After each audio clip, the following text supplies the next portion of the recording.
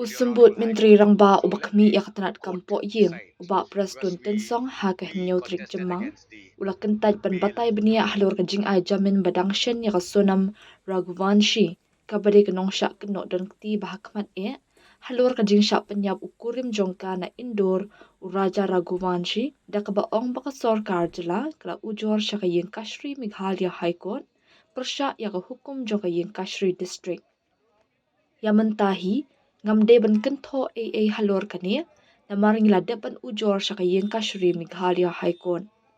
Kumta ai baka yeng Kashri kan rai namar bangi ya khun persya ika jing ai jamin daka yeng Kashri ka district kumta tungin ya ab pej ayu ka yeng Kashri kan ong ubak Preston habakren syakilat thai kubar.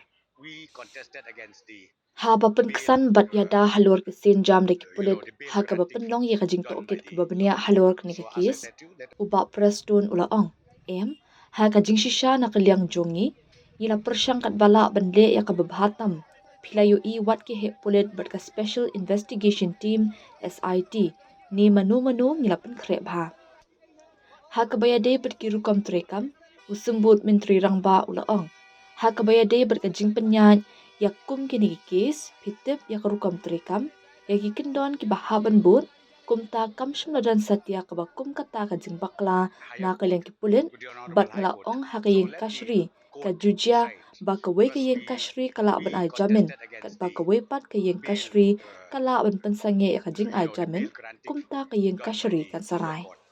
Well, right now I should not comment anything on that because we have already appealed to the higher court, to the Honorable High Court.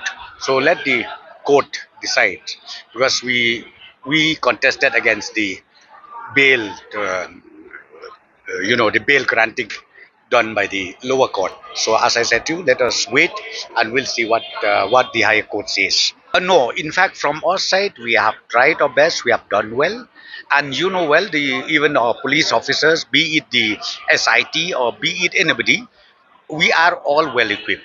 Okay, as far as the handling such cases is concerned, you know, procedures, rules, regulation has to be followed one by one.